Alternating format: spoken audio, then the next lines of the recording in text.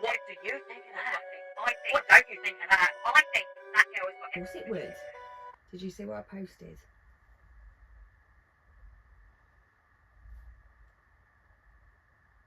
Turn the volume on, I can't hear it. What do you need to hear it? I want to share something that happened to me last...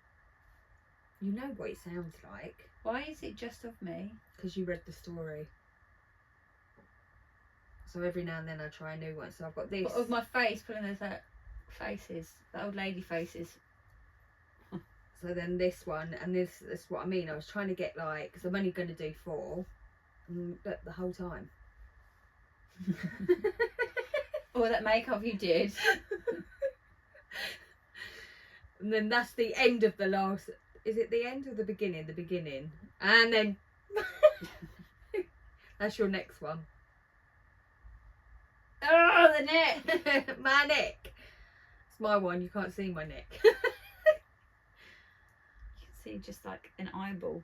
Eyeball. Your first one that went on was 3 minutes 50 seconds, and it was like struggling to upload. I'm like, just get it on. Right. Ow. Every time I move, ow. But yeah, so yay, school's out. Yay. For summer. Can you believe it's like summer's gone? It's done. It's done. Can't believe that. I feel like it's gone so quick. It did go quick. It was one of the quickest summers I can actually recall ever having. Yeah. It's because we're busy. It's because we're busy now.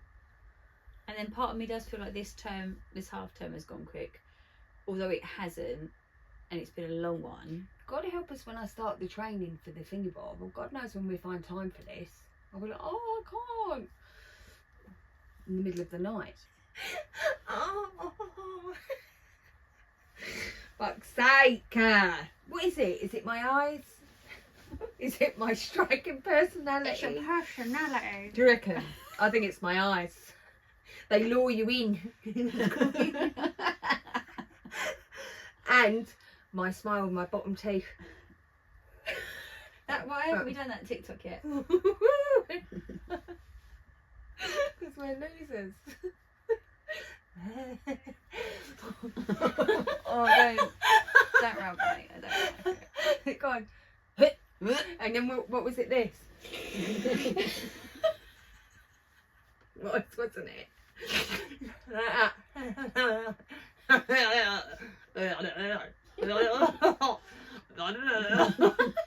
Gonna leave that bit in. No, don't cry. Got really nice pictures of my feet as well if you want one of those. They're not nice at the moment though, are they? Well, no, I don't know what's going on with your feet. I don't even know how I've got that bruise. I have no idea. With like a hole in it. Just no idea. I just hurt myself all the time, and then I'm like, that hurts. Why does that hurt? But yes, I man. think you better put a plaster or something on it. On which one? The hole. Oh, there's a hole like in the front part thing as well. No, like the hole in your heel. Oh, in the heel. I did have a It's a plaster, little but bit ridiculous. I had a bath earlier.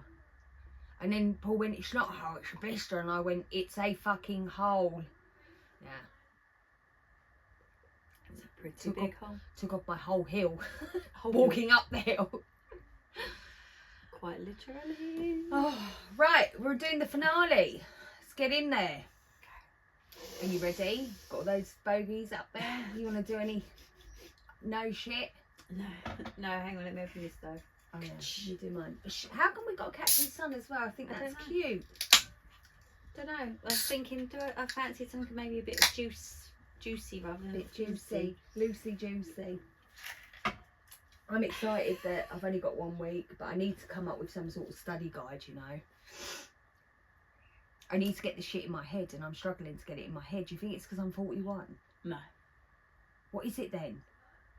What's wrong with me? I Yeah, feel like probably is we 'cause you're 41. I feel like we don't discuss it enough in class. Like, so he tells us the information, but I don't think I feel like we're not discussing what that Why? means. Yeah, why? Exactly. Why is it like that? Exactly. What is that used for? What is that for? Why are we doing it like Yeah. that? I Because feel like it But because we've only got It's the 3 best way hours, but I said for- to Cheyenne, it's like we've almost finished with the whole fucking practical. The way that we're flying, I did really manage to, but I was like hyperfixating. And then Cheyenne said to me, "You've got the ump today." And I went, I don't have the ump, babe. I'm just like, I'm fixating. I want to show you what I built. I love it. It's clever, isn't it? I don't know what it is, but I love it. It's a pipe system. What does it do? Well, that water goes in here and then travels round. Yeah.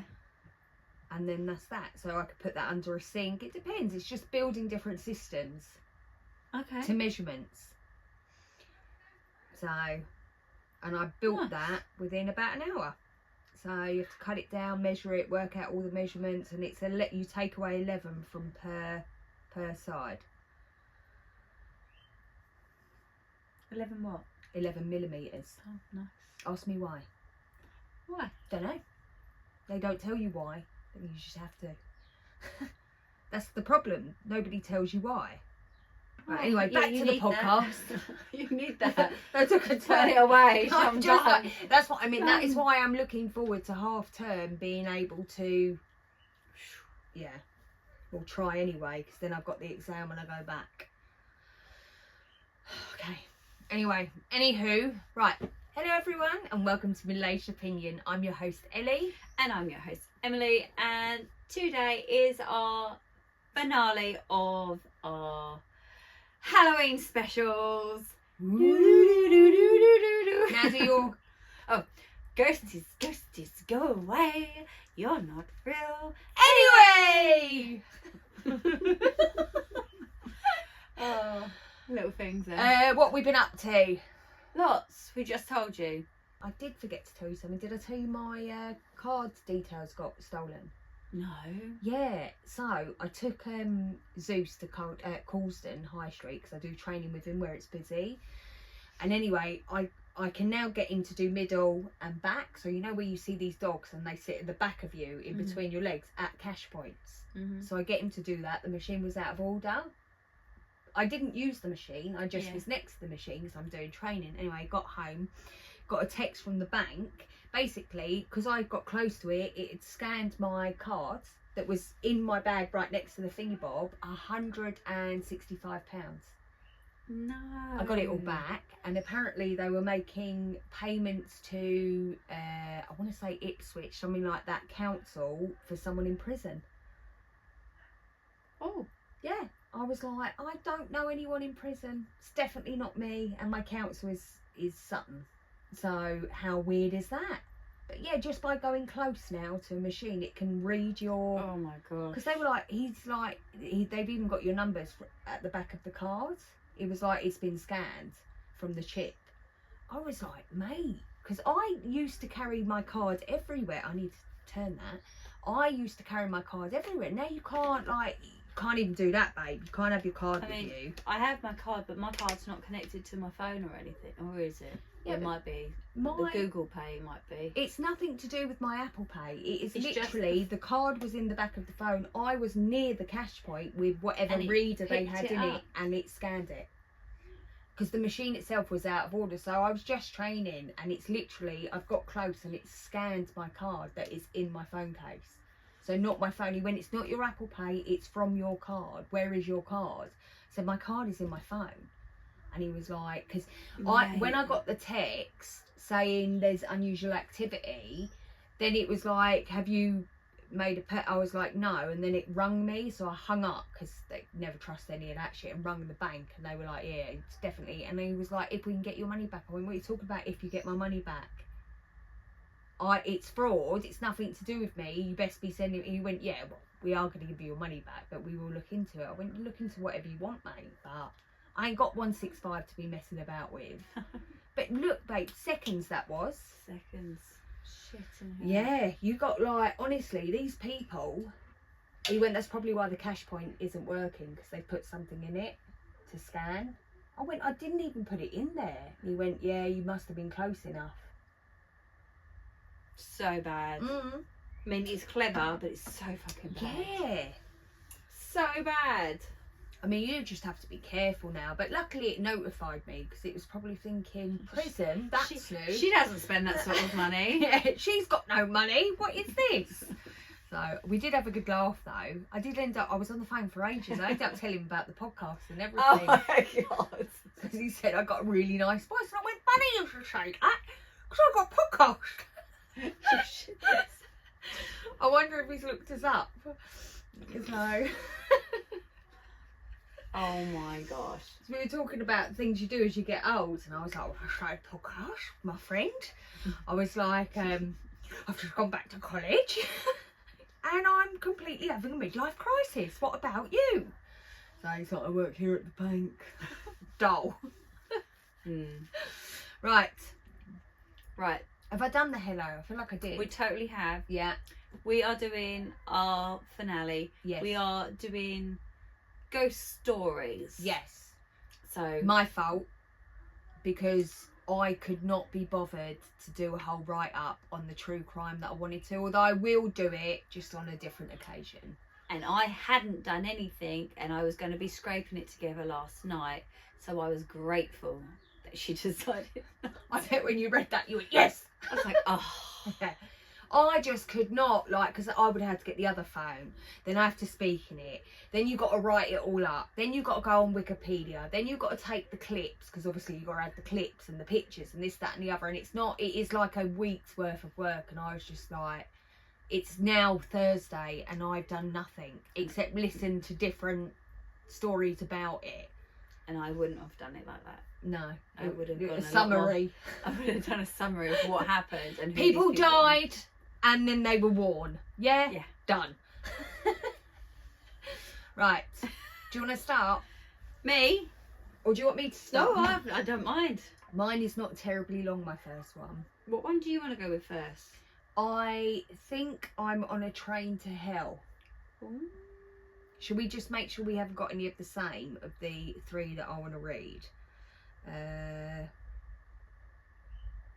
My last one that I'm finishing off with is I inherited my grandpa's house. He left me a note about a door. No, you ain't got that one either. And then I found my roommate under my bed. You've saved about 37. Haven't I? Didn't. I She did has. not. She has. No, Right. it's because I've recognised the titles. That's I've all, only but read no, I through haven't. 2, so bear with on the not the last one. I've read through that, but that just it went so long. But I've moved on with my life. I could only lay in the bar for so much longer before I went down the plug hole. Right, let me I'm start looking after then. my sister's baby, and he's only got 2 legs. That's excellent. And What she's is a little that stump, from? but Nemo. It's kind of happy. Is that Nemo? What is it? Why do I know it? It's from Shark Tale. Oh, how's a baby? And then it died. And we're looking after it, and he's got no legs, and it's a little stump, but he's kind of happy. And I had to take out a second job because I had to pay the mortgage. But I can imagine that is what it's like when the kids talk to you at school. oh, That you're just all like- day today, Mister, So what's they this? tap you. Oh, smack! And you're like, I'd be yeah. so angry And every you're day. like, What's this? Did you see me? Mister. Did you see me? And how do you Mister, answer that? Is this all you? Yay! Yeah, this is how I'd answer it. You're wasting my time. You are wasting Oh wow, my well time. done. Oh, fantastic job. Good jump. Wow, good crawling. Helen sends me memes of, you know, The Devil Wears She's Prada, where the woman goes, she's like, that's how I imagine you, and I'm like, that's exactly how I am, even with my own. She's You're on wasting holiday. my time. Oh, is she? Where's she gone? Tenerife. How come she's allowed away during term time? She's not. She got in trouble. But I'm going first, yeah? No, I'm going first. I thought you said I was. Yeah, and then I changed my mind. Wow. So am I reading like this again? I can Let's bring see. it down. Bring it down. Just Bring down. it down. Can't see it there. Right, there's fine. Okay. Okay.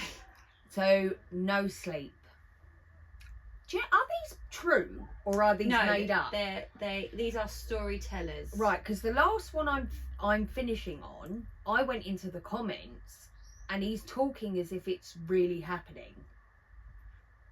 My and if it is, that's terrifying. These are storytellers. These are storytellers. That was my understanding, and now I'm like, please. Right, anyway. When I was 7 years old, my neighbour would sneak in through my closet. I don't remember when it started. I was too young. Johnny, one of my neighbours, used to sneak in through the crawl space at the back of my closet to play. Even now, I can still picture him so clearly in my head. His sharp blue eyes, with his sunken in sockets, his filthy unwashed hands, fingernails overgrown and caked in dirt, his crooked smile with 3 front teeth missing. He's a picture. Absolute catch. Yeah. Emily's looking, you got his number. I can smell him too. Oh no. The must of sweat with grime and sweet stench of someone who's been rolling in grass and dead leaves. He seems like such a recent memory. Even now, 19 years later, as much as I want to, I can't forget him. Not after what happened in the early summer of '06. Knock, knock, knock. 3 knocks from the inside of my closet. That was the sign that Johnny was there. I opened the door, greeted by my friend, his toothy smile on full display. I returned the gesture, inviting him into my room. Hurry up, I want to show you this new game I got. Pokemon had come out that year prior, and I had just managed to scrape up enough money to buy it. I took Johnny by the wrist and brought him into my room. He didn't stop me. He listened intently as I explained the game, his eyes glued on the screen. That's one of the things I liked about Johnny. He was an adult, but he didn't treat me at all like other grown-ups did. He listened to what I had to say. He made me feel seen. Maybe that's why I didn't tell anyone sooner. After around 30 minutes, Johnny told me that he had something of his own that he wanted me to see. I perked up, temporarily distracted by my game. I found it at the park today, he said, extending a cheap camera for me to hold. I didn't want to put him down. I had a way nicer one than that, but he obviously was so proud of it. Neat, I said, turning it over in my hands. Want to take a picture? Johnny nodded, a grin inch across his lips. I leaned in and took a snapshot of us. We couldn't see what it was. He'd need to get the film developed for that. Cool. I'll give you one of them when I get them back. We suddenly heard footsteps cracking down the hall. Johnny's eyes grew wider. We knew what that meant. He scrambled to my closet, shutting himself inside before my mother reached my room to tell me that dinner was ready. I didn't see Johnny very much after that. That wasn't too unusual though. Sometimes he would go a week or so without coming to see me. I think about 10 days had passed before I heard any signal from my closet at all. Knock, knock, knock. I leapt up and threw the door open. Johnny was there with his firm grin. He came into my room and just sat there as he usually did. Sat and stationed in front of the TV. Come on, Johnny, you said you'd play Jenga the last time you were here. I got the blocks up already. I don't know what game that is. The block game, and you pull them out and you put them back on top. Okay. It's a very loud noisy one. They crash down. I know. I wonder what the parents were thinking. Yes, I remember, but first I've got something for you, he said, pulling a photograph from his pocket. I'd forgotten all about it. Here, this is for you. He handed it to me, and I glanced down at our smiles. My eyes travelled round from the photo to the wall. Johnny understood my implication. You got to keep the picture somewhere safe, okay? Somewhere that your mum can't find it. We will both get in big trouble if she sees it. I nodded. We've been over this plenty of times before. Mum couldn't know that Johnny was coming into my room. He wouldn't be able to come over anymore. Now let's get to the game. Johnny started coming by more frequently after that. He began showing up almost nightly to the point where it became a routine. He would knock, I'd let him in, and we'd play the board games or draw pictures until Mum would come down the hall and scare him off. I didn't have many friends, so I really enjoyed our arrangement until one night when Johnny came back different. A day went by without him popping in, then 2, then 3. After I hadn't heard from him in 2 weeks, I started to worry. What if something has happened to him? As much as his absence shook me, I knew that it wasn't a big thing, and I could do without it, no problem. But to my relief, eventually he did come back. Now I wish that he never did. I was sitting on my bed reading a comic book when I heard it, 3 knocks from inside my closet that didn't sound like Johnny's regular knocks. They were quicker, more frantic. I didn't register the difference at first. I was just happy that Johnny had finally returned. I leapt off my bed and raced over to the door, threw it open with a huge grin on my face, expecting to find Johnny standing there, bearing that same toothless smile that he always did. But when I opened the door, I was met by a different sight. Johnny stood before me, but he wasn't smiling. He looked even dirtier than normal. The coat he was wearing had holes in it, and his hands were cracked with layers of grime. He had scabs all over his face, and if he'd been realistically picking all his flesh. His eyes darted around the room, shifting from one object to another. My heart dropped. I could tell that there was something wrong. Johnny, are you okay? I asked, a sudden feeling of unease crossing through me. Johnny's eyes snapped to me and he mumbled. And then he grabbed my wrist and tried to bring me towards the closet. Johnny, there's something I have to show you. Come with me. He pulled me, his hands dirty, his fingernails digging into my flesh. Little red dots started to appear on my hands. Get off me, Johnny. This man was not gentle, caring friend that I knew.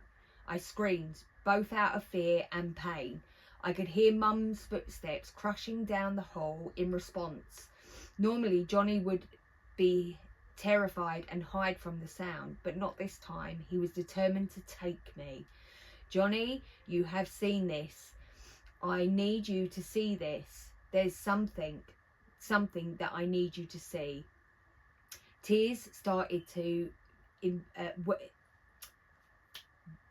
well up in my eyes, that's the word.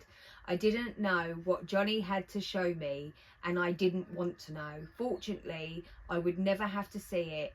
Mum burst into my room, full mum bear mode. It took her a moment to register what was happening, but the second that she did, she rushed over to us and began hitting Johnny as hard as she could. He eventually let me go and fell to the floor. Then Mum scooped me up and bolted down the hall into her room, where she locked it from the inside of the door, and she phoned the police. I didn't see Johnny being led out of the house in handcuffs. I'm glad I didn't.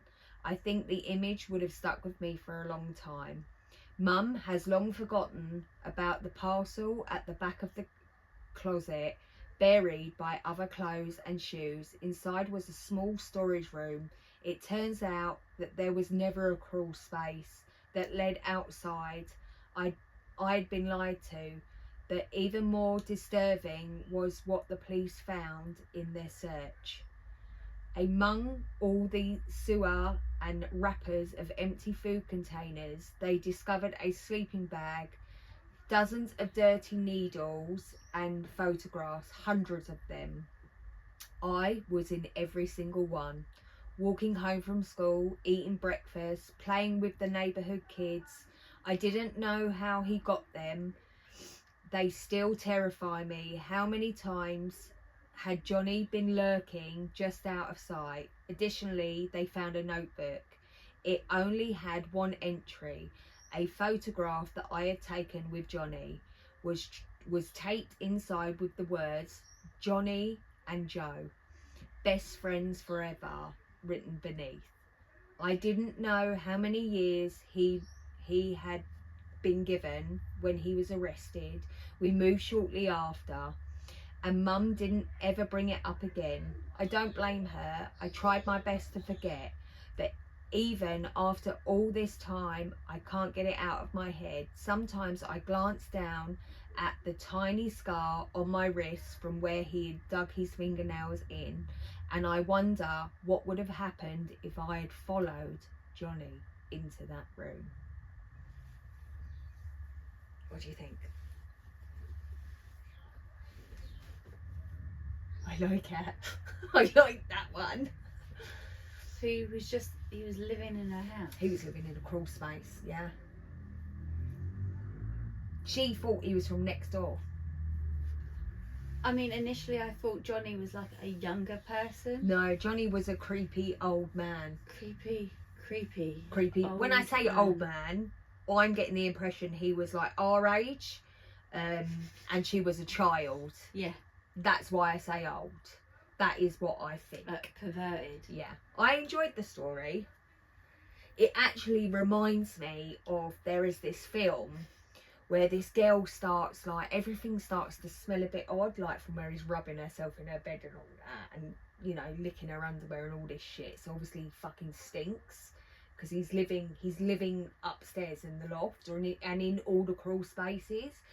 Then every now and then she'll catch something out the corner of her eye when she's in the shower or whatever, because he's getting in the fucking house everywhere.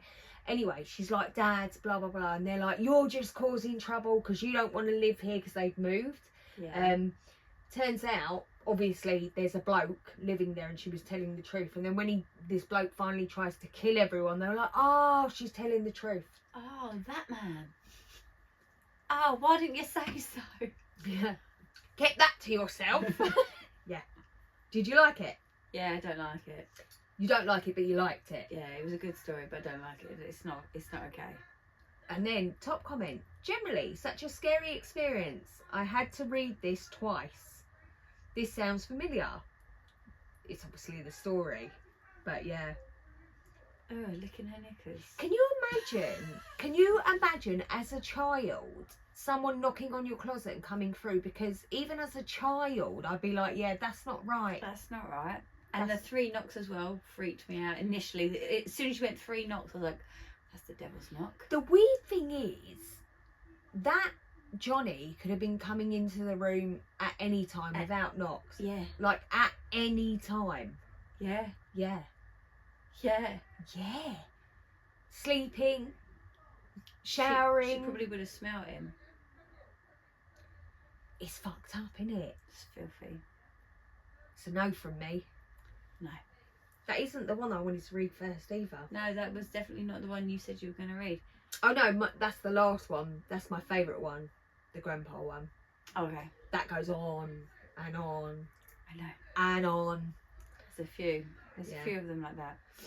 Okay. Alright, I liked it. I liked Good it. choice. Yeah, good choice. Yay. I like one that is like weird. Yeah, and then you now start looking around thinking, have I got crawl spaces? We don't really. I feel like that is an American thing. Cassian thinks that there's someone in the loft. I'm like, have you seen how big our loft is? How big is your loft? Literally the hall. No. You see this bit here, not past here. Well, yeah. That space there is the loft. Right. But you got to also think it's also the tip. So Johnny, are you up there? no one fits up there. Nobody. I'm here. Yeah, what do you store up there? It's for the boxes, the Christmas boxes, because I obviously have 20 Christmas boxes Yeah. because I'm about the Christmas. I love Christmas. I love Christmas. Do you know that? Well, last year I had to push Cassian up a little bit so he could reach the furthest box back. So- So I can't fit. You're having Christmas on 27th, aren't you? Yeah. Oh, well, that's exciting. Yeah, but it's also like James got his party disco on that day as well, so I can't go. Yeah, I know, because you've got the kids back. I know. They're like, can't you? I'm like that. Nope, They're can't. like, can't you just fuck No. those kids off? And you're like, nah, No, it's our Christmas. it is actually my Christmas. They're fine. So yeah. They are more important. Like, I will give you that. The kids. Yeah. Yeah. Right, let's Right. go. My wife won't stop eating roadkill. Fair play. I mean, it's free. Well, it is. Ugh. Yeah, that's like another American thing. Filth. I put my phone down and looked to my left. My wife wasn't in bed. She was always there when I woke up. That don't make sense. Yes, it does. Well, I put my phone down and looked to my left. My wife wasn't in bed. She was always there when I woke up. Well, you're waking up with your phone in your hand. All right, yeah, I suppose. You're analysing it, but I know what you meant. Oh, What? maybe he woke up, looked at his phone, put it down, and she wasn't there. We'll go with that. Does that help? Because that would make more sense. We'll pretend that's what you meant. Okay. Then I saw her huddled up in the corner of the room, crouched over with her back to me. Babe, what are you doing? Yeah, I asked. I asked with a chuckle. Crunch. Are you eating something? I asked, confused. She didn't respond. She just stayed in the corner. I got up out of bed and walked over. I grabbed her shoulder and pulled her back slightly so I could see what she was eating. What are you eating? She turned her head towards me, twisted her neck violently. Her eyes were dilated and bloodshot. Eyes that glowed faintly, not with light, but as if inflicting a fire that isn't there. There was blood all over her grinning mouth and full cheeks, dripping down her chin, neck and chest.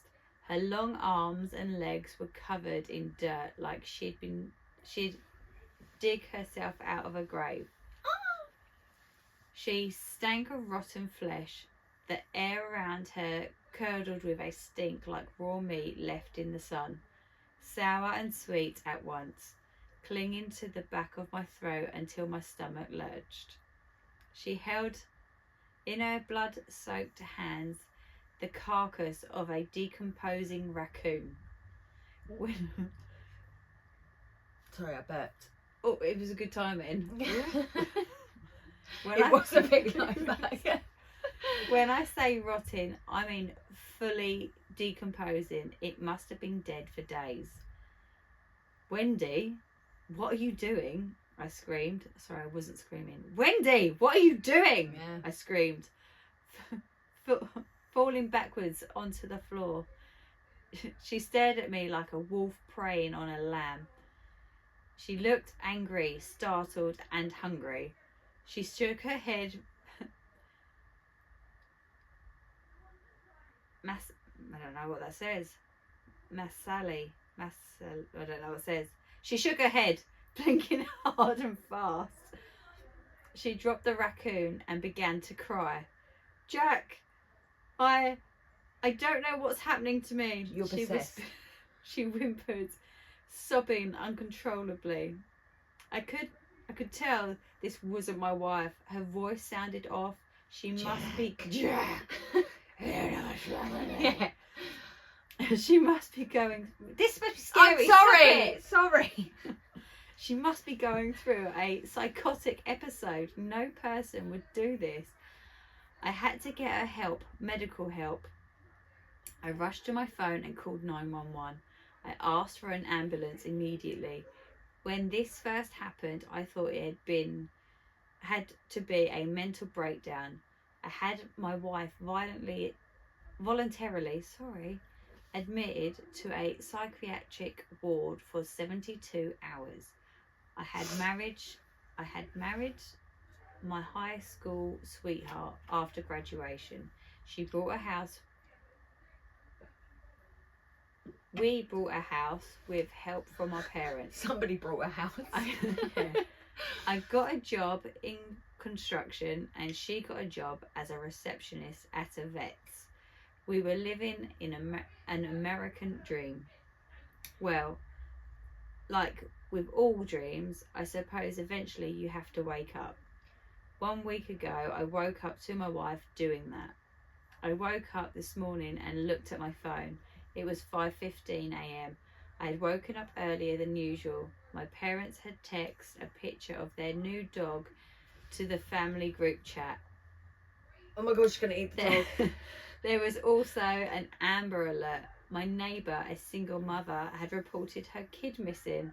The dad was a real deadbeat and the prime suspect. After I got a taxi back from the hospital, I decided to clean everything up straight away. I came home to see crows gathering on our rooftop.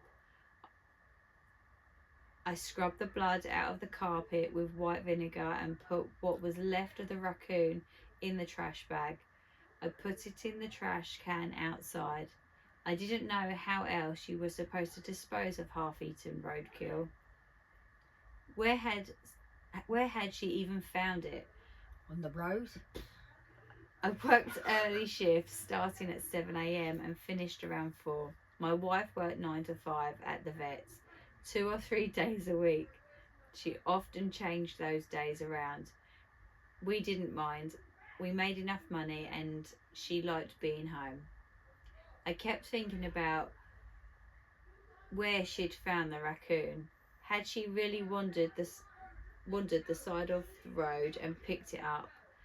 Then I remembered the crawl space. Oh my god, not another one. Mate. Americans.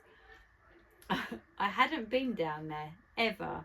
I was the claustrophobic type. I opened the hatch and shined my flashlight down onto the dirt. There were small drops of blood. The raccoon must have died down there, and she found it. But why would she be looking in the crawl space? I climbed down and the smell hit me. That same stench of rotten fruit. It was that same sweet sour stench again, like fruit gone to liquor and meat gone to maggots. A smell that felt alive and crawling. It was so strong I heaved and puked onto the dirt. I aimed a flashlight deeper into the darkness and saw something that's been haunting me ever since. There was a mountain, not a pile, not a few, a mountain of rodents and animals in the corner of the crawl space. They were all dead, some still fresh, others nothing but bone. It wasn't just raccoons, it was everything. Pigeons, foxes, rats, mice, hamsters, gerbils, cats, dogs, even a deer. Some I couldn't even recognise anymore. Some were almost whole. Some looked stripped clean, but a few looked like the raccoon from earlier, half eaten. What the fuck? I passed out, only briefly. When I came to, I had a pounding headache and a dry mouth. My body was shaking. I vomited again. I had to get out. I crawled out as fast as I could and ran into the backyard where I threw up a few more times. How had she collected all of that? Why was she doing this? There's being unwell and then there's whatever that was. I went to my parents' house and stayed in my old room. I told them everything. They were horrified but tried to stay calm. The next day my dad came with me to the house to clean the crawl space. It was the worst thing either of us had ever done, but we got through it. Nope. One of the carcasses didn't look like the others.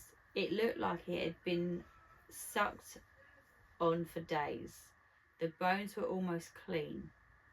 For a second, I thought it looked like a baby, but I told myself that was impossible. The bones were too broken and scattered to tell. They released Wendy 72 hours later. The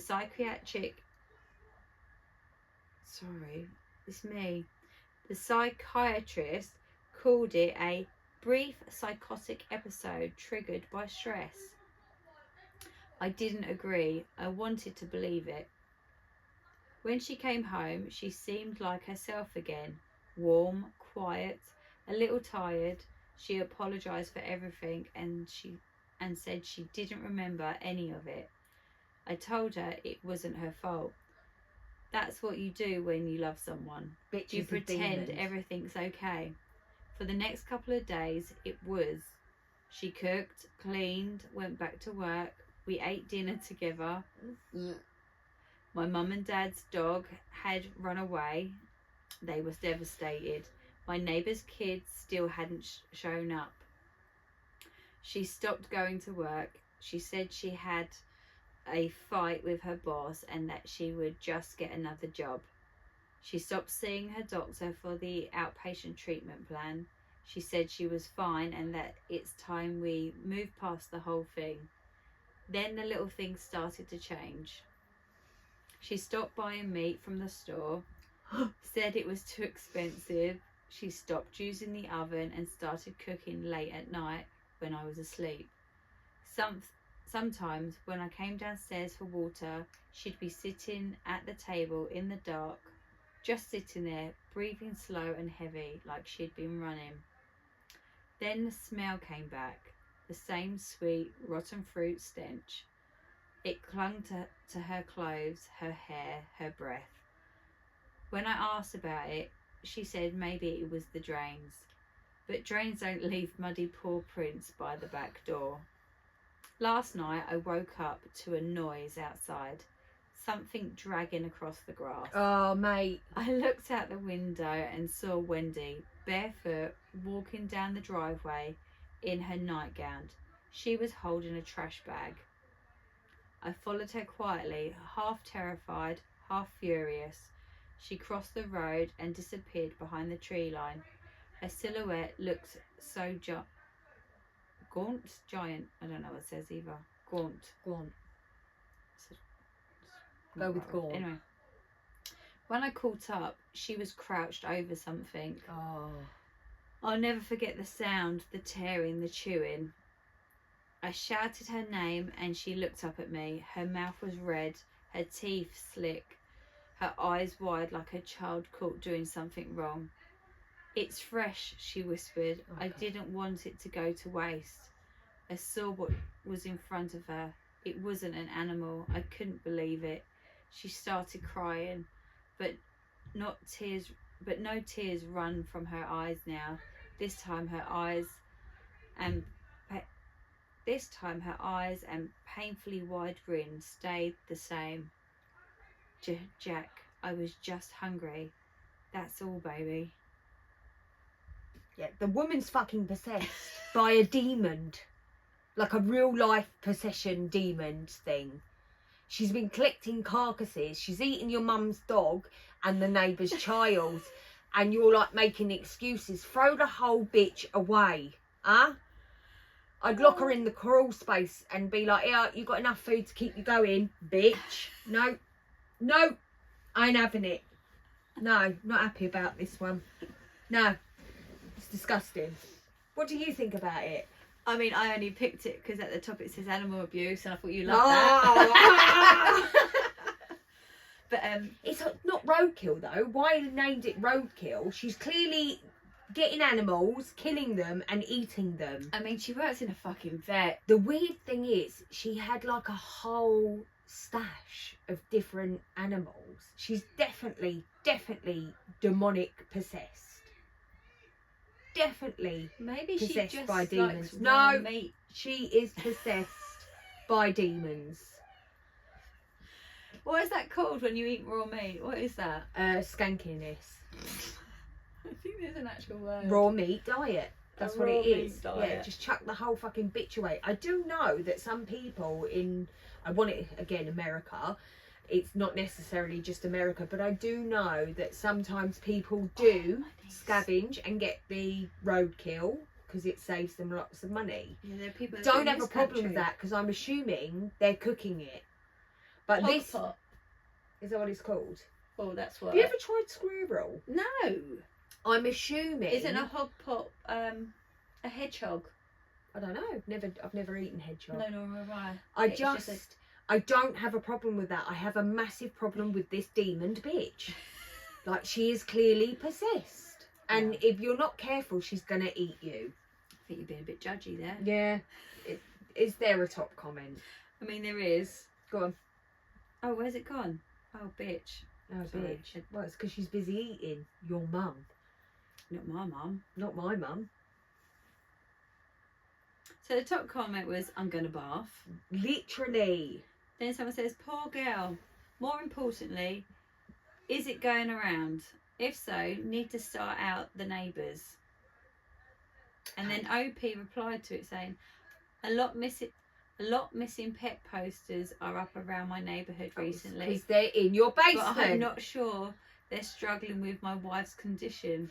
Why didn't, when he found the whole basement of horror, ring the psychiatric ward and say, bitches be crazy, I've just found a whole forest of animals in my crawl space, she's clearly very unwell, and call the pathology team and be like, I'm not sure if there's also human remains down here. Let her, I wouldn't let her anywhere near me, would you? No. Oh, come round! Come No. round! No thanks. Yeah, but she was cooking dinner. Yeah. And then she stopped buying me. And then it would be And a he's Jeffrey still Dahmer. I'm not eating Still that. eating their dinner. I'm not eating that. Don't you like meat? I'm not eating that. Because it's fucking somebody. I am not eating that. Yeah. No, no, no, no. Yeah. It's a no. No thanks. I've just eaten. Right. Moving on to the next terrible one. I think I'm on a train to hell. Go on. So do we. Honestly. It was a normal night like any other. I spent the day with my friends getting our nails done before she left for England to visit a long distance boyfriend. I saw some friends and hung out way too late before one of them offered to drop me to the train station so I wouldn't have to walk.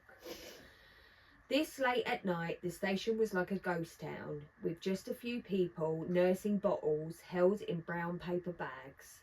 I made my way into the train station looking for the correct platform, but there were so many. It looked like the station stretched off into the distance. They hadn't been that many platforms when I had arrived earlier in the day. My anxiety really ramped up when the screen wasn't working. They didn't show where the trains were or where they were coming from or where they were going to from any of the platforms.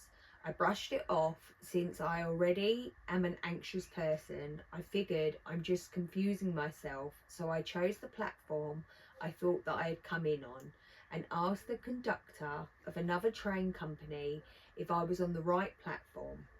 He said I was, but my train was unusually late.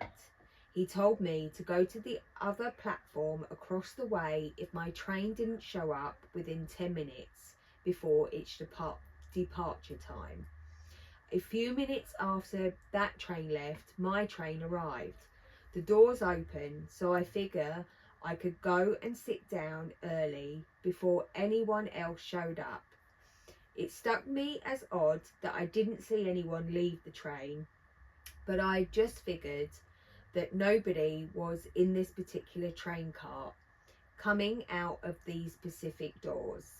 Too late for anyone working and too early for anyone coming home from the bars. I made my way up the stairs to the second level, sat down next to one of those screens, holding it, hoping it would tell me if and where I am on my journey. But it was blue screened with the words, "He's dead, Jim," Oh, going across the screen. Star Trek. Literally. Along with some other font that was too small for me to read without my glasses. It was weird, but I thought I could just listen to the loudspeaker and actually pay attention to figure out where I was.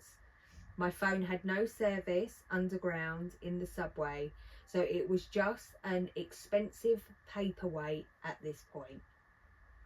My train began to move, but the voice over the speaker was wrong, demonic, one might say, full of random beeps and bleeps.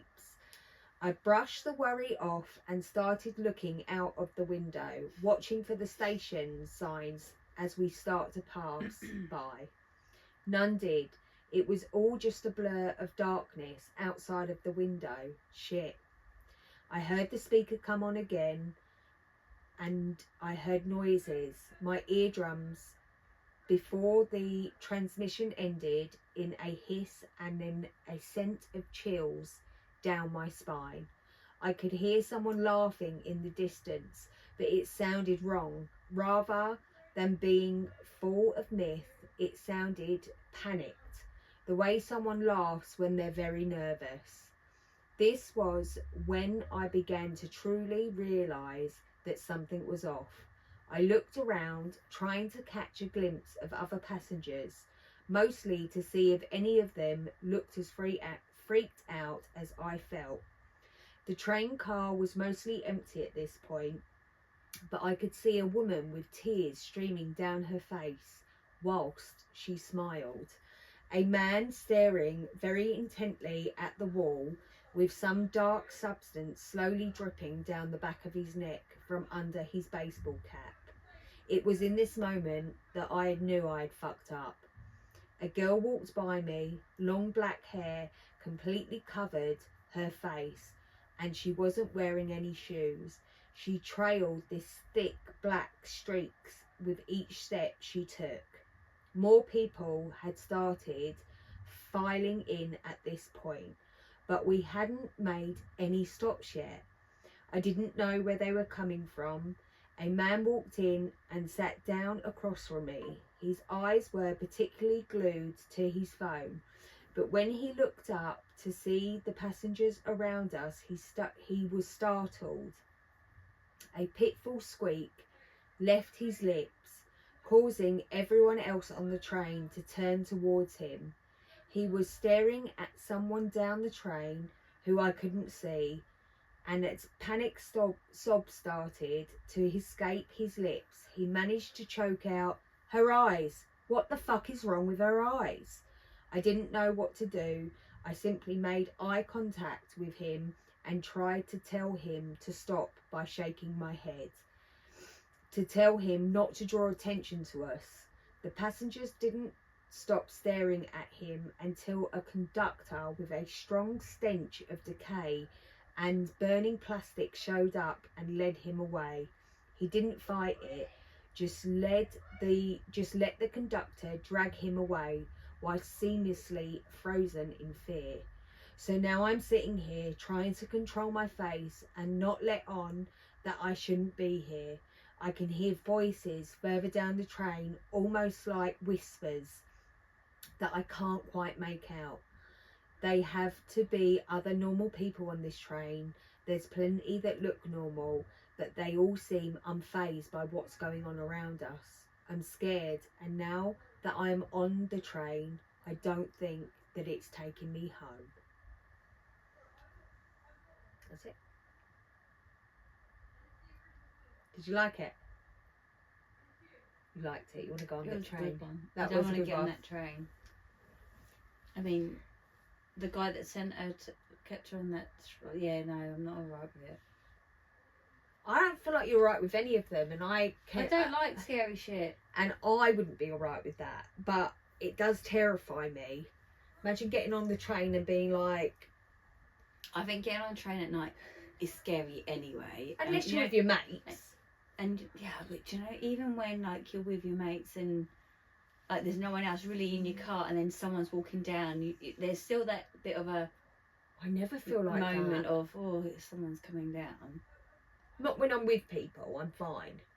And, you know, you're looking out the window and you can't see anything out there, just your own reflection. Yeah. I don't like that. Because I go, my head goes into Ellie mode, and then I'm like, can I see reflections, like, behind me and shit like that? Because I get scared. Probably, like that one there. Oh, fuck off. Right there. No, it's you. Hi. Top comment. Go on. Why not go to the end of the train where the train operator cabin is? Where there's nobody driving the train. Can you hide? You'll want to stay on the train when it goes back. The train stopped. Oh, OP does respond. The train stopped moving. I can't see outside yet, but I'm going to try and act like everyone else so they don't suspect anything. Anyway, it looks like I've got some spotty service since the train stopped. I'm sure I feel alive, but maybe I'm dead. Love it. I enjoyed that one. Nice. My last one is so long, but I really liked it. It's like that. Do you remember that last Halloween where it went on, and I cut out a whole paragraph because I was like, it's just not ending. That's what my next one's like. Are you still going? Like literally, it's never gonna finish. Okay, this one is a little bit shorter, and then my last one So is that a one. lot longer. Yeah, sweet. So I got a job as a security guard at a lab. Fair The play. only rule is to let no one in or out. Well, yeah, that's generally. Or out. Yeah, fair play. They should stay there and do their jobs. Fucking slackers. Slackers. I was anxious about my first day on the job. I didn't want to screw things up again like I did at the last one. Dr. Mary had hired me for a simple position with good pay. I'd be the night security guard for her private lab. It was located just outside town in an area full of abandoned buildings, the kind of place where you'd expect no one to ask questions.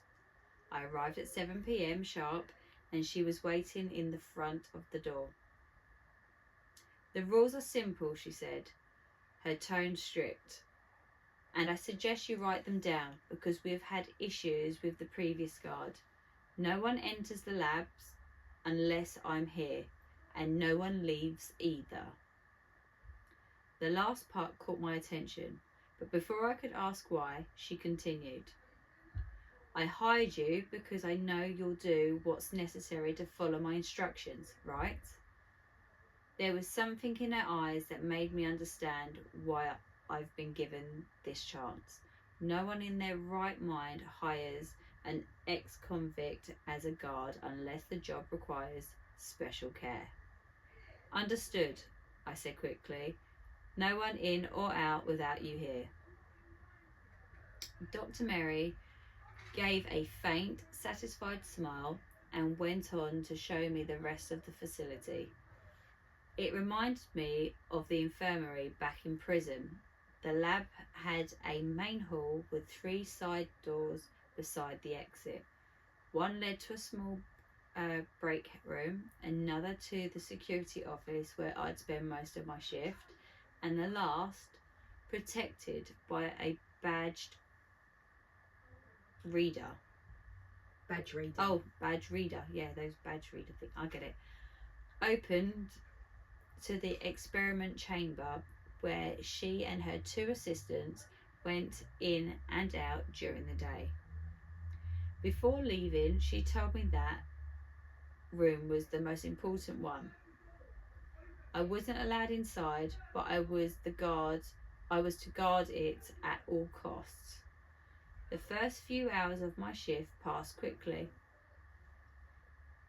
I watched the exterior cameras, checking the empty streets outside, trying to figure out why she was so strict. But there was nothing unusual. That neighbourhood was particularly dead, and the only vehicle I saw all night was a garbage truck. Once I relaxed, I spent the rest of my shift playing some stupid phone game. It wasn't until around 4 in the morning that something strange happened. I left the security room to grab a snack from the break room, but as I crossed the main hall, right in front of the experiment chamber door, I heard a sound. A low, wet grunt. It paused, then started again, slow and irregular. It went on for several minutes before fading away completely. At 7 sharp, Dr. Mary's car pulled up. I grabbed my stuff and met her by the entrance. She asked if anything unusual had happened. I told her no. Whatever sound came from that room wasn't my problem. As I got into my car to finally head home, another vehicle arrived. Not the assistants, but a large man came out of it, clothes covered in dirt. Dr. Mary opened the door for him and he went inside carrying several black plastic bags. The next few days followed the same routine, except I started paying closer attention to the sounds coming from that room. There were 2 or maybe 3 voices, not talking exactly, more like moaning in pain. It got under my skin. I even started wondering what had happened to the last guard. I found a small notebook under one of the monitors in the security room with his name on it. Adam. How was your night? Mary asked every morning. Same cold tone. Nothing unusual, I replied, never mentioning the voices. Each morning ended the same way, me leaving and that dirt-covered man arriving, always with more black bags. I kept wondering what kind of research required deliveries like that. But 2 weeks later, something finally happened. That night, like always, I pressed my ear against the metal door, trying to make out the voices. But between the groans, I heard a full sentence for the first time, like a whisper from someone in agony. Kill me. It repeated again and again. Kill me. I went home and couldn't sleep. Something was very wrong inside that place. The name of the previous guard, Adam something, stuck in my mind, so I decided to look him up. It didn't take long before I found a Facebook profile that matched. Same city, same line of work, private security. I clicked on his page to see more, but what caught my eye were the last few posts tagging him, all from a woman with his last name. Missing father of 2. Last seen heading to Walmart near the highway. If you have any information, please contact the number below. I leaned back from my screen, a chill running down my arms. Could his disappearance have anything to do with the lab? I spent the rest of the day digging through whatever I could find about both Adam and Dr. Mary. She had once been a tenured professor of medicine at an Ivy League university with dozens of publications in experimental medicine, but after a certain year her name vanished from every record I could find. But the time I drove back to the lab that night, my mind was racing. I was still turning those thoughts over when my phone started vibrating. Are you on your way? Dr. Mary's voice sounded strained. There's been an emergency. I'm 1 block away, I told her. When I pulled up to the lab, she was standing outside, furious, yelling at her 2 assistants. One of them ran, she said sharply, as soon as she saw me. Who ran? I asked. One of the subjects, she snapped. Just go, bring it back. She pointed towards the alley behind the lab, a narrow path that led into a stretch of abandoned lots. I followed that way, flashlight in hand, noticing a trail on the ground, red, brown, yellow, streaks of something that looked halfway between blood and chemical residue. My steps quickened, though part of me wanted to turn back. Near the edge of the property, I saw the subject lying on the ground, trembling. When I got closer, my eyes struggled to make sense of it. It was shaped like a man, thick legs, a narrow torso, and arms that didn't match in colour or texture. The skin was a patchwork of tones. His head, pale and swollen, was attached to a neck with a mess of stitches and wire. One eye was milky white, the other turned towards me. I froze. The face, grey and slack, was Adam's. For a few seconds he just stared, his mouth twitching, trying to form words, and then they came. Kill me. Kill me. Fucking hell. It's like Frankenstein. That's what it reminds me of a little bit. Do you know what I mean? Yeah. Like they're grabbing different parts, different people, and then building a person. Yeah. I liked it. So there's a series of this. Yeah. But obviously I'm only just picking the one, you know, to get you excited. Top comment. So the top is from No Sleep Autobot, which is basically saying that, like, looks like the story continues, clicking to It's a good come back story. later. It is a good story. But it says Dr. Mary, as in Mary Shelley, and Adam, as in name Frankenstein's creation, There you go. gave himself. That plus the patchwork imaginary of Adam shows your inspiration. Great stuff. We need more. Yeah, it was good. I liked it. Funny, Oh my funny God. that gave Frankenstein to me. Have you ever watched the film on Frankenstein? Not the old one, the newer one. It's Frankenstein's monster, whatever it is. It's very good, actually, because obviously when we grew up, Frankenstein terrified of Frankenstein, but that is not what it is. So I really enjoyed Frankenstein's monster. No. But I like all weird shit like that. Right, here I go. I'm finishing with this. I inherited my grandpa's house. He left me a note about the door. I need to guard it in the attic. Hello everyone. I'm not sure how to explain what's happening here, but I will try. It started a few months ago, the day my grandpa died. I had been through funerals to know the rhythm, black clothes, condolences, the heavy air of the funeral. It was all too familiar. That day I learned my grandpa had left his house to me, but he had left me something else too. A plain white envelope with just 2 words scribbled on the front, read carefully.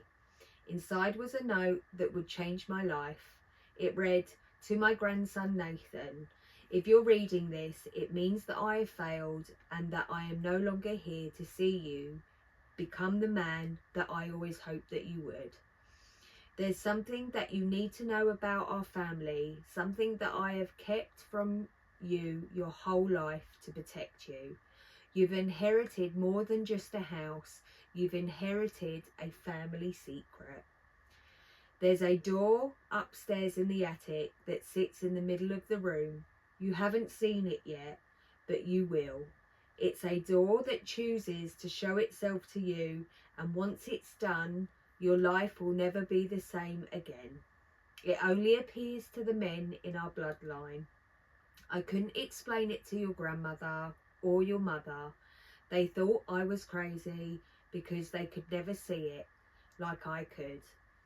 I managed to keep the door locked away for over 60 years so that your father could raise you and give you the childhood that I never could give him.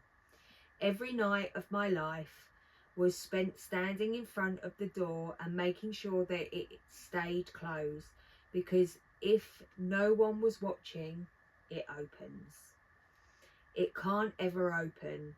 That's why the next part is so important. You need to heed these rules no matter what.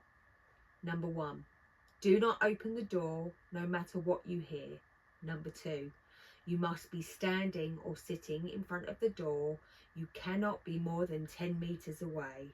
Number 3, when you hear voices behind the door, don't speak. Do not respond. Number 4, do not close your eyes unless you want to open them again. Number 5, always remain at your post. You can sleep when the sun rises.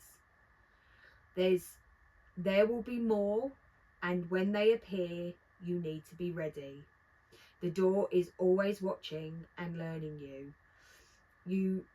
Your resolve will be tested. I won't sugarcoat things. If you fail, you will die. That can't happen, for if the door is left unattended and unguarded, the world is in grave danger. I hope you are stronger than I ever was, Nathan.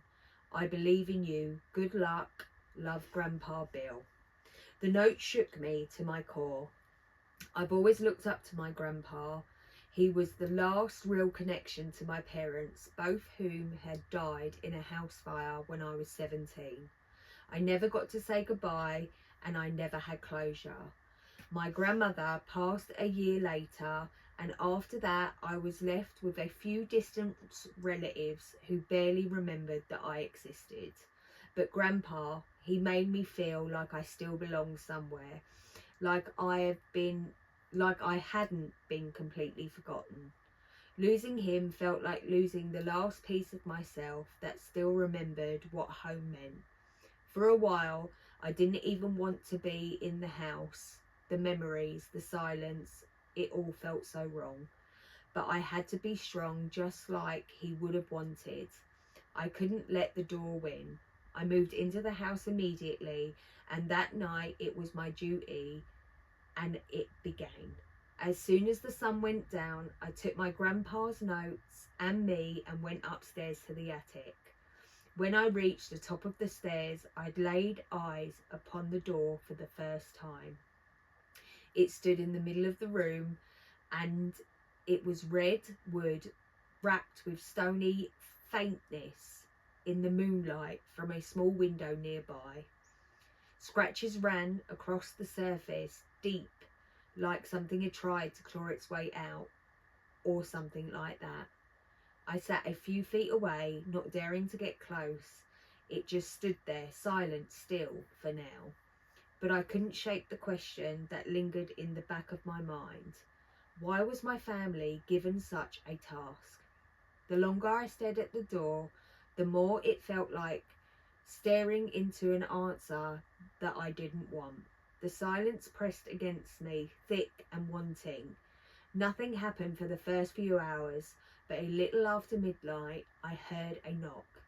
At first, I thought that I might be imagining things, but then I heard it again. The first time it was loud, heavy, unmistakable, coming from the door in front of me. I fell backwards and watched the door shake. How hard the knocking had become. Eventually, the knocking stopped, but the air was moving. It wasn't wind, it was slow, warm, and it had rhythm. The door was breathing.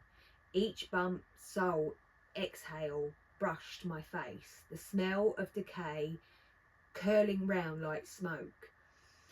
I backed up, but remember not to go too far from the door. I didn't say a word or move until the sun came up. When the light finally touched the door, it stopped breathing. That's how it was for the first week. Life outside the attic felt paper thin. The price of a routine I was still learning to survive. My co-workers started to notice the dark circles around my eyes, the zoning out during meetings, the way I flinched when someone tapped me on the shoulder. One of them joked that I looked like I was living in a haunted house. I laughed, but I didn't connect or correct them. I burned dinner twice, forgot my neighbour's name when we crossed paths, and nearly drifted off behind the wheel at a red light.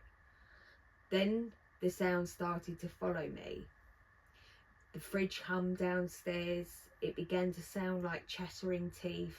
My reflection lingered a little longer than it should have. Sometimes I'd catch myself whispering the rules, not to remember them, but to convince myself that the door was still there and that I had to believe in them. It felt like a part, like a ritual I couldn't escape. With every rule, that it grew heavier. They stopped feeling like protection and started feeling like chains, not change.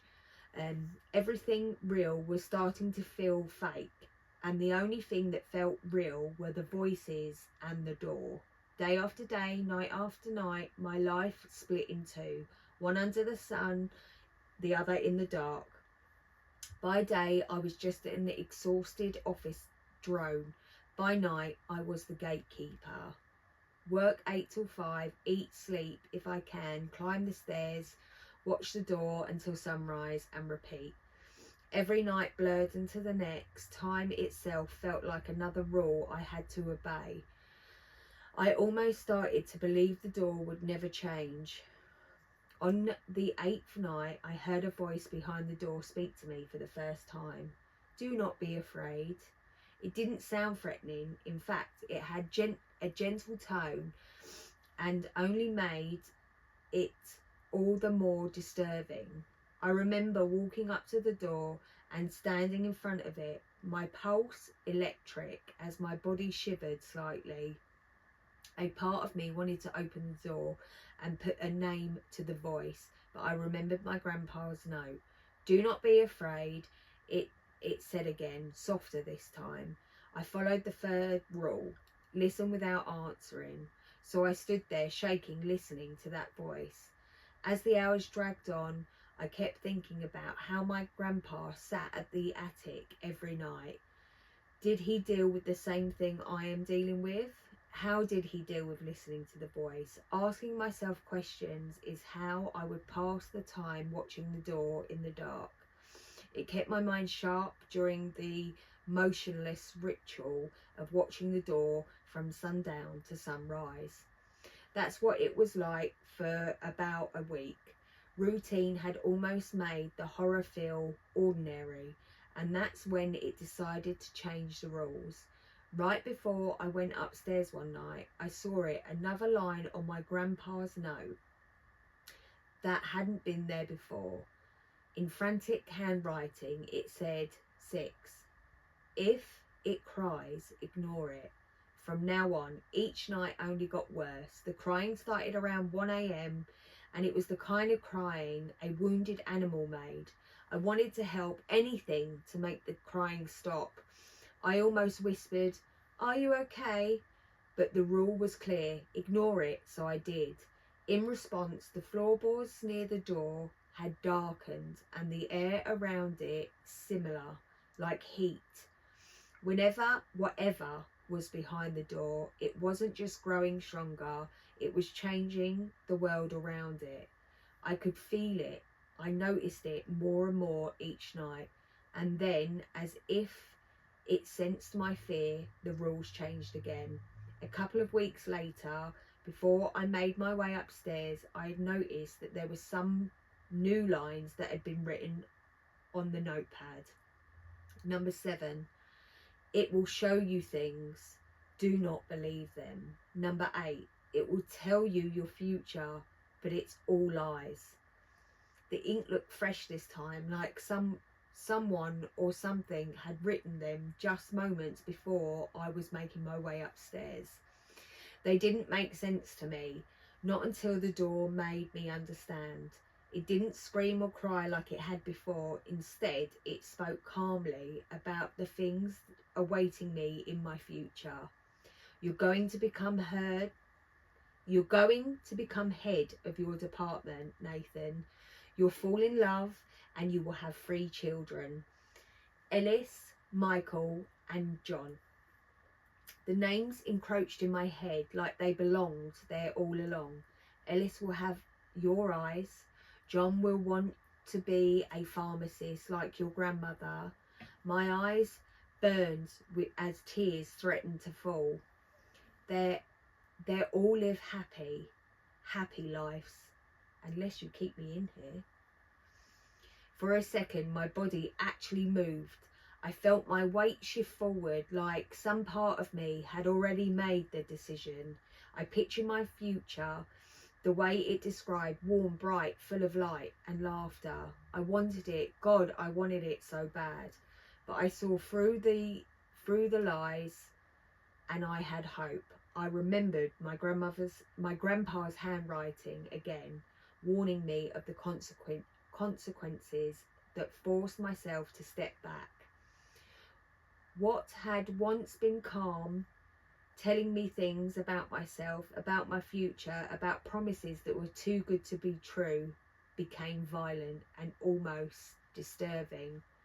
With each sob and scream, the door groaned in a sickening rhythm, barely containing whatever was behind it. I covered my ears, begging for the noise to stop. After a few minutes it did. For a moment I thought I had earned the silence, but silence, I learned, was just the calm before something worse. The door cracked, began twisting upwards, sick crutches, the wood shifting to form the sharp dozens of them.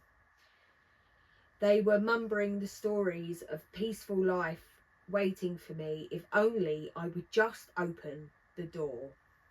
Its words filled the darkness and shadows moved all around in shapes I recognise. My grandpa appeared next to me, but not the one I saw in the casket at the funeral, but a youthful one from old photos. "Grandson," he whispered in a voice that almost sounded like his.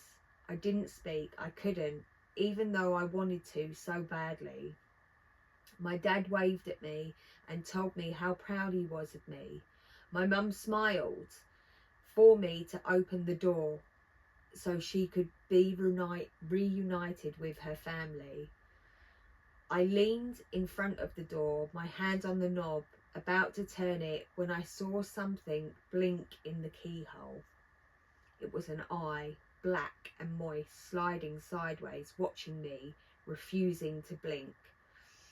I stumbled back and the whispering stopped. The silence felt heavier than the noise, but even in the stillness, something was shifting.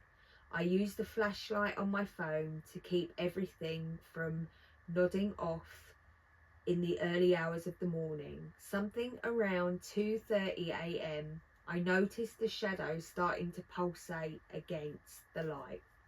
Every few seconds, the door would stiffen, the surface bright from the inside out, glowing faintly like there was something behind it, pressing its face against the wood. The image alone was enough to make me sit in the darkness for the rest of the night until the sun came in the morning. Every night I felt myself unravel a little more. My thoughts weren't just mine anymore. They had a different voice. The door wasn't just trying to break through, it was trying to break in, as if it wanted to listen closer to what I had to say. Maybe that's why the rules kept getting more difficult each night. It knew my faults before I did. Before I went upstairs one night, I found 2 new rules written in the same steam, but this time on the bathroom mirror. They read, 9. It will try to bargain. Do not accept. 10. Do not believe the sounds you will hear. It will do anything to make you leave your post. I thought I understood the rules until the early hours of that morning, when it didn't knock, but started to bang profusely. "Nathan, let me out. Please, just once. I can make it stop." But I wasn't hearing just the voices at the door. I was hearing screams of my parents. They were gut-wrenching, as they were familiar, and I heard them coming from downstairs, then outside, then under the floorboards. At a moment later, I smelt smoke. It was faint at first, but the smell of burnt wood and melting plastic filled the air. I nearly bolted downstairs, my body ready to run and save them, but then I remembered the rules telling me not to believe the sounds and the smells that I hear. The door was toying with me, digging into the deepest trauma it could. I clenched my fist and stared at the door, unmoving. It spoke in my mum's voice, then my dad's, then my grandpa's, sometimes waving all three of them into seamless, haunting sentences. Then it spoke in my voice, in the same trembled that I had heard in my head, myself, every night since moving in. Please let me out. Let me out. I just want out. Frozen in place until the early hours of the morning. My body screamed for a break, even just relief of closing my eyes. I was losing focus fast, the kind of fatigue that makes your eyes twitch just to stay open. I had to do something. I was desperate. A way too thick and no idea what that means. Anyway, hoping to cheat the rules, I angled a mirror across from me. One eye could rest while the other kept watching. For the time it worked until my reflection shifted in the mirror. The door stood wide open. Something, oh my God, something was there on all fours, grey skinned, scale, broken, cracking with each movement. It hurled towards me, not in curiosity, but in mimic form, like it was partly human. I snapped my eyes to the real door. The real door was still shut tight, breathing. When I looked back, the mirror was empty except for 5 wet fingerprints smeared downwards like someone had leaned against it from the inside. I sat there for a long time after that, but I couldn't bring myself to light and look at another mirror. I kept thinking about my grandpa standing in the same spot for 60 years, his eyes fixed at the same door, watching it breathe in and out. Did he ever think about just walking away? I think about leaving every single night. I think about the stairs behind me, about the sunlight, about sleep. But then I remember my grandpa had asked this of me. My responsibility was to keep the door closed, to keep me here. When morning came, I didn't remember falling asleep. I only remember the mirror and the way those fingerprints stained it. To drown the noise out, I fixed on one impossible question. How did Grandpa carry the burden for decades? The more I thought about it, the more that I feared the real answer. Maybe he didn't. For a while, nothing really changed outside of the routine, the knocking, the voices, the pleading, the banging on the door. That is until more rules started to appear on paper. 11. A single moment is all that it needs. Do not falter. 12. Do not fall asleep in front of the door. At this point, I was delusional and running just on fumes. I could barely stay awake at work, and I was averaging maybe 1 to 2 hours sleep a night. That's only as much coffee and energy drinks can one person do before they stop working effectively. There was one insight where my eyes almost fluttered shut, and I swear I felt something brush against my cheek. The knocking started again, but it wasn't coming from the door anymore. It was coming from behind me. I span around, nearly tripping over the lantern, then the walls, the windows, and even the ceiling above me all encroached with the knocking sound. The door would shake, the voices would scream. I'd seen my loved ones begging for me to open that door, but I wouldn't. The voice behind me, the door, would speak things to me like, "Don't be afraid, open the door, Nathan, and I will make it all stop." I ignored it. At around 3 a.m, my phone started ringing from across the floorboards. The screen said Grandpa. Seeing his smiling face on the screen shattered something inside of me, because I knew that he was dead. Despite the feeling in my gut telling me not to, I answered. Nothing about the rule said that I couldn't take my phone. "Nathan," his voice crackly on the phone, through the phone. "You've done enough, my boy. Let me take your place. Go downstairs and rest now." My thumb hung over the screen, my heart throbbing as I remembered the other voice, the lies. I ended the call. The phone rung non-stop until sunrise. Hours later, a new rule appeared, one that nearly broke me. It said, at 13, "Eventually you will fail. Fight it off for as long as you can." I read this line over and over until the ink blurred. The words didn't feel like a warning anymore. They felt like a countdown. Not just because of what they said, but because of what it didn't. Maybe this is what Grandpa meant. Maybe failure isn't about opening the door. It's about how long you can last before you want to.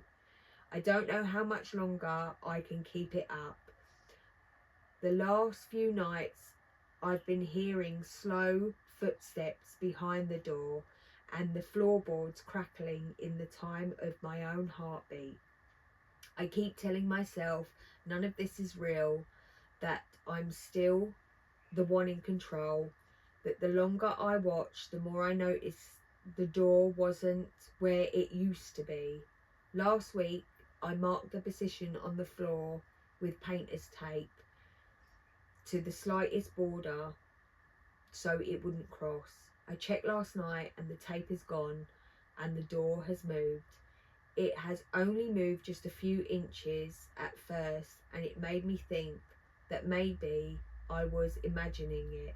After all, I was running on empty in terms of sleep.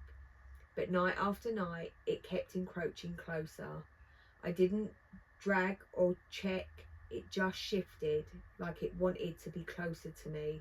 I measured the gap, 10 feet, then 8, then 6, and then I've stopped checking after that. The space between us is shrinking, and I swear I could feel the heart of it breathing in my face. Sometimes the floorboards shriek a little, breathe in and out like they're passing down to me. Whatever was behind it was coming for me. This discovery led to another rule appearing. 14. No matter how close the door gets to you, do not touch it. I didn't plan to. I was just tired, and I'm trying to plan something, anything, just to keep myself awake. Last night, I swear I saw something move beneath the wood, like a hand pressing out of it. I think my grandpa, 60 years only brought us time, and now the time is almost gone. He kept whatever the thing was locked away for decades, and now it's my turn. One day it will become somebody else's. I don't want them to suffer like I am. It's not fair. My hands won't stop trembling. I haven't slept in days. I started hallucinating. At least I hope that's hallucinations. I swear I saw the attic walls breathing last night. I wonder if the door is even real. Maybe I've lost my mind. Maybe I'm trapped in a psychic ward, mumbling whilst unseen eyes watch me through glass. I can hear them all, my parents, grandpa, myself. They all speak from behind the door, and the longer I listen, the more the words sound like truth. A new rule has appeared, carved deeply into the attic floor this time. 15. When your eyes close for the last time, the door will open from the inside. I don't know if I'm projecting this world from what's behind the door, or if I'm looking after it, so I can't escape, but it can't escape also.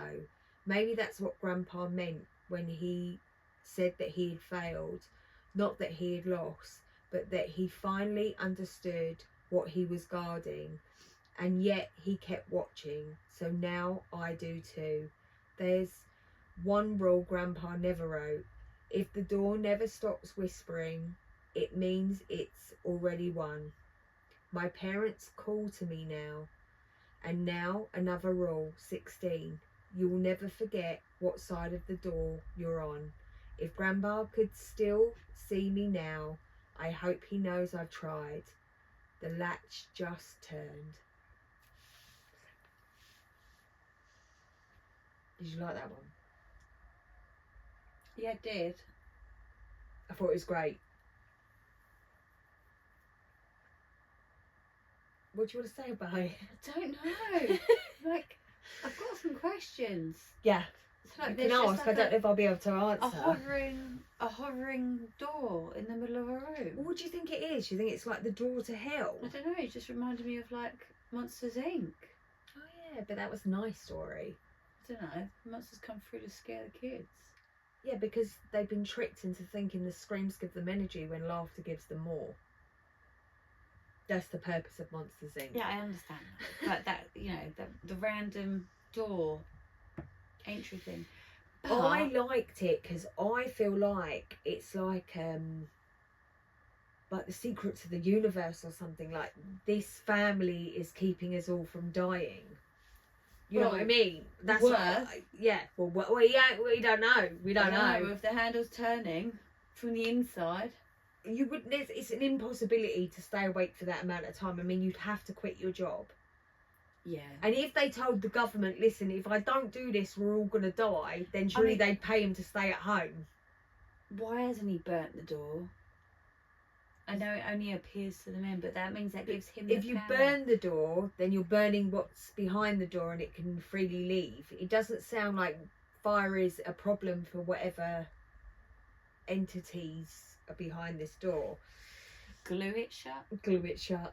Yeah, I don't think that's going to help. So, top comment: if you own the house, why not reduce your work hours down to the bare minimum necessary for you, utilities, food, etc., and get more sleep?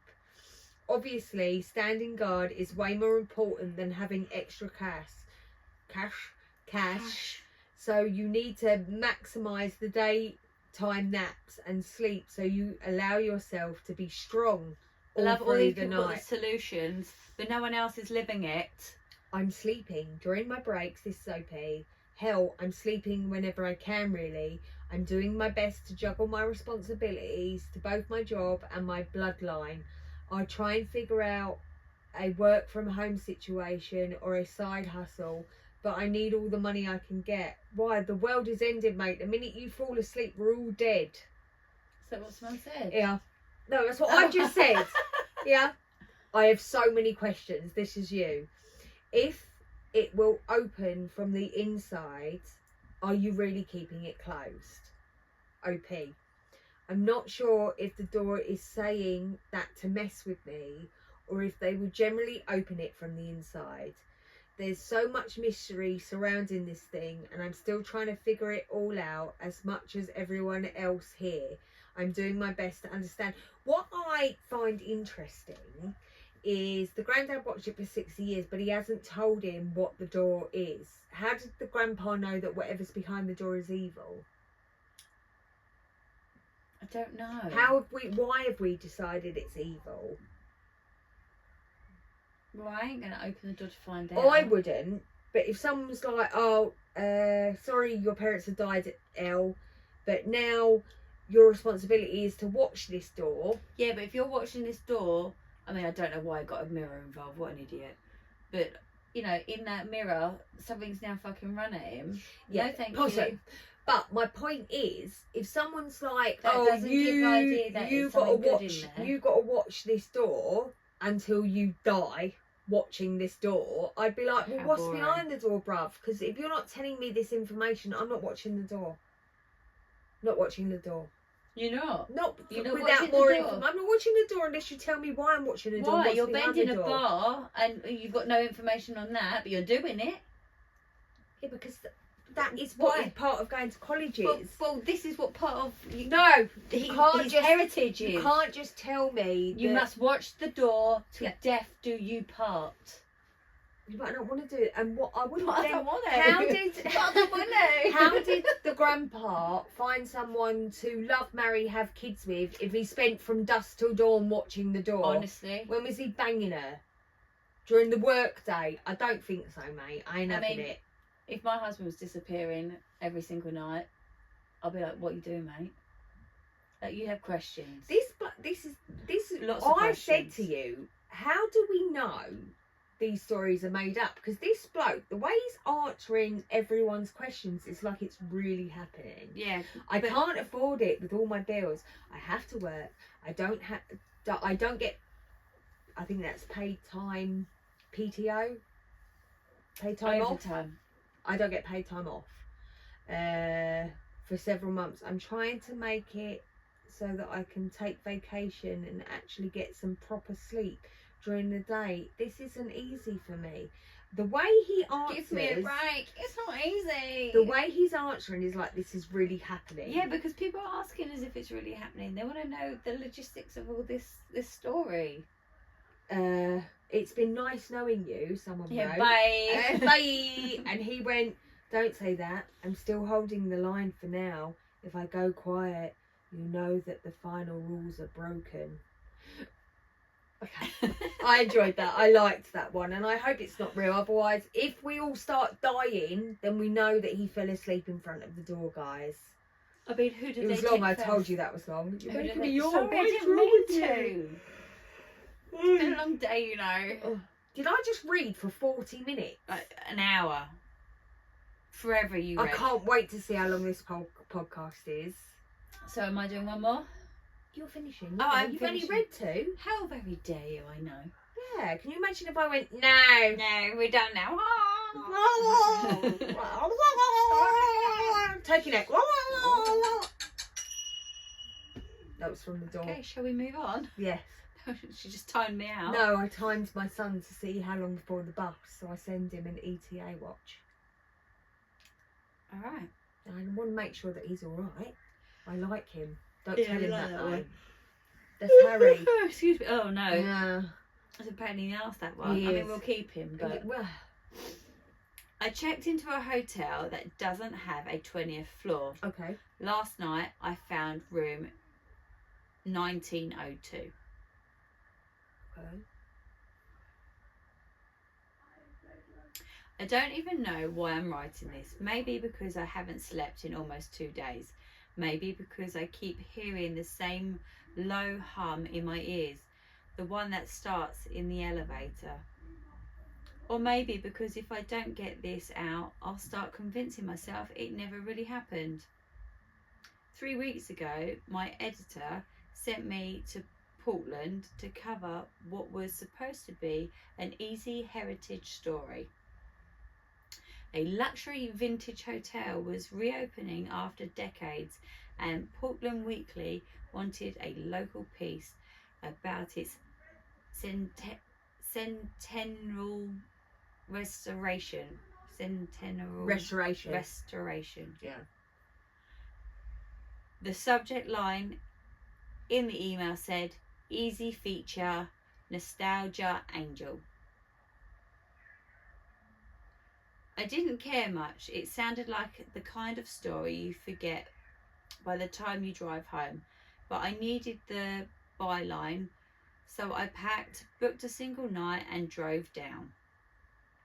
When I got there, the first thing I noticed was how out of place the hotel looked. The city had changed around it. Glass towers, cafes, neon lights, but this place just stood there like a fossil that refused to rot. The sign outside still buzzed weakly, half the letters dead.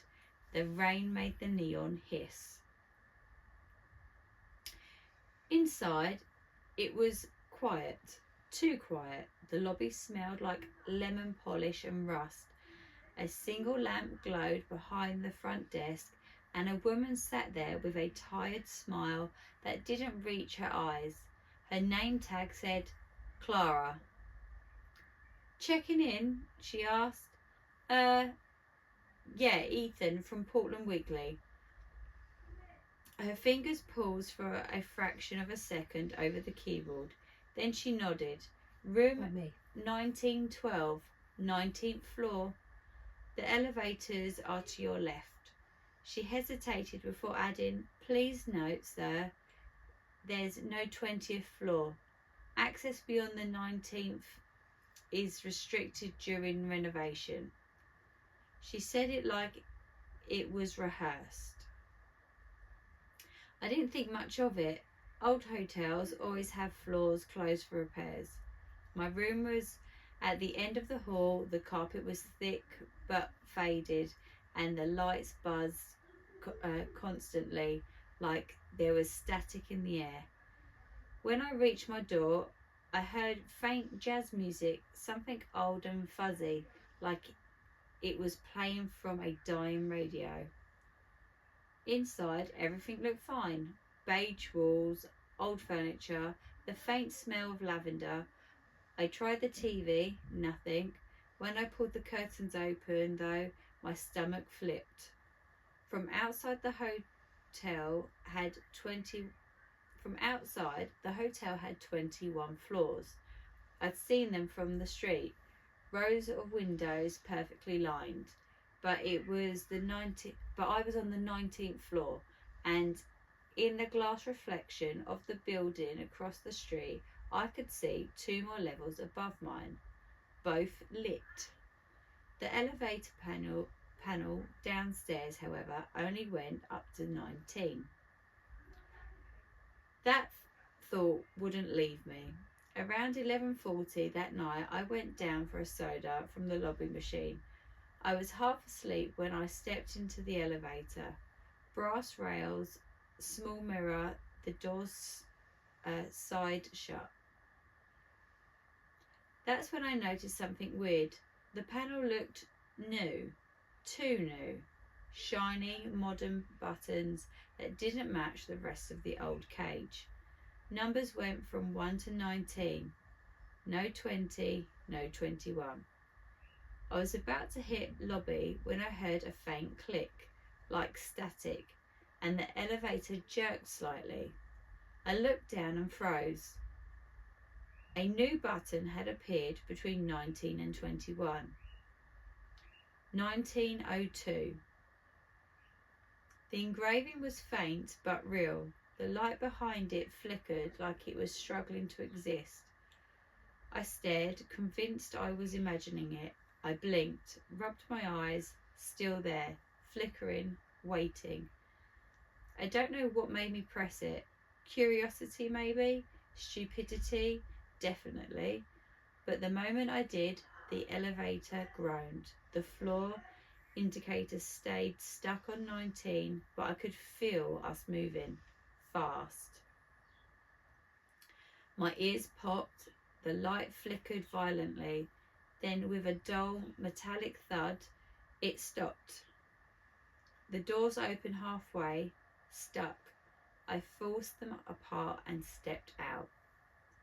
The air was stale. The bulbs overhead flickered yellow. The carpet the same pattern as the 19th floor, but darker, soaked with water stains. The wallpaper peeled in places, revealing something black underneath. It shimmered faintly like wet tar. And yet everything looked the same, just older, colder. At the end of the hall, faint orange light leaked from under a door. I could just make out the number, 1902. The elevator doors shut behind me with a sharp clang. I started walking. My reflection in the hallway mirror lagged by half a second. When I was halfway down the hall, I heard it. Tap, tap, tap. It came from inside the room. 3 slow knocks. Then silence. Then again. Tap, tap, tap. Careful, rhythmic, almost human. I leaned closer, holding my breath. Then a voice, faint, female, trembling. Please, don't open it. I stumbled back, my heart slammed in my chest. Silence. Something glinted in the carpet near my foot. A small silver picture frame, glass cracked. Inside, a black and white photo of 4 people standing in a hallway. The same hallway I was in. The handwritten label said, Hotel Staff, 1987. And there, smiling in the middle, was Clara. Her name tag was clear as day. My hands went cold. I ran. I hit the elevator button again and again until the doors opened. The inside lights flickered wildly, but I didn't care. I slammed lobby and kept pressing.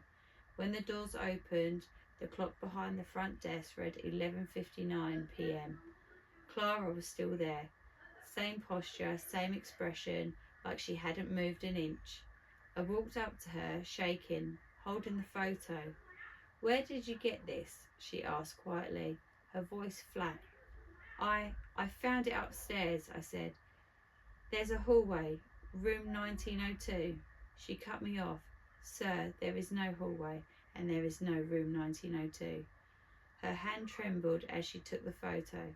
She looked down at it, then up at me, her face drained of colour. You should leave, she whispered. Please. I didn't argue. As I packed, the hallway lights outside my room flickered in sync. Almost breathing, the elevator doors stood open at the end, waiting. I stepped inside. The panel was normal again, no 1902, but scratched into the metal, rough and jagged, were the words, Don't let it open again. I left without checking it, didn't even look back. They should have been the end of it, but it isn't, because every night since, my phone clock freezes at 11:59 p.m. for 5 seconds. My reflection moves a heartbeat too late, and last night in my apartment building elevator between 19 and 21, the number 1902 flickered, just long enough for me to see it, just long enough for me to know it's still waiting. Yeah, I didn't like that. But it's on them a little bit for going to the floor. Oh, as if you wouldn't. It's on them. As if you wouldn't. It's on them. Would you? I don't think you Don't would. press this big red button. It is on them a little bit. I didn't really grasp the Clara bit. So what they saying, that she's been alive for a really, really long time. She's part of the hotel. She's part. I mean, I would leave. Massively. Like immediately. I'm not hanging around. I don't even know if I'd go back for my stuff. I also wouldn't be so curious about, if you're telling me there's 19 floors, I wouldn't start counting up either. I really wouldn't give a shit. Yeah, but if you're a reporter and you're doing a report on this hotel and you're yeah, it's like the Cecil Hotel, isn't it? Like, that's one that's fucked up. But yeah, I enjoyed the story. Would I stay there? Absolutely not. No. Are there any comments? Does your apartment have stairs? I'd probably skip the elevator if I was you. I feel like this was an oversight on the lobby's part. She warned you about the 20th floor, but conveniently forgot to tell you about the mysterious 1902. I'm glad you left immediately when something spooky happened, instead of going for cliche horror trope of waiting around to see what happens. It's true. It's like most people are, oh, it's that nice. Yeah, I'll go and look. We have to do better. We have to start doing better. But no, I enjoyed that. I've enjoyed tonight. They're great stories. It's a great subreddit. And it's all pretty fucked up. And I think the people that write these stories are incredible writers. Yeah, really great. They are really great. I am hoping it's fantasy and these aren't true accounts of things that are going on, because that's just terrifying. They're definitely not true accounts. Well, I know it's all American and it could be anything. You never know. Right. Like, follow, subscribe. Ow. Hope you enjoyed our spooky season, and Oh yeah, that's it. that is it. Our next season will be the Christmas season. Yes. Until then, we will carry on with all our bullshit stories that we love and enjoy. That's it. Yeah. Bye, guys. Bye. Wow. What do you think of that? I think. What don't you think of that? I think that girl's got everything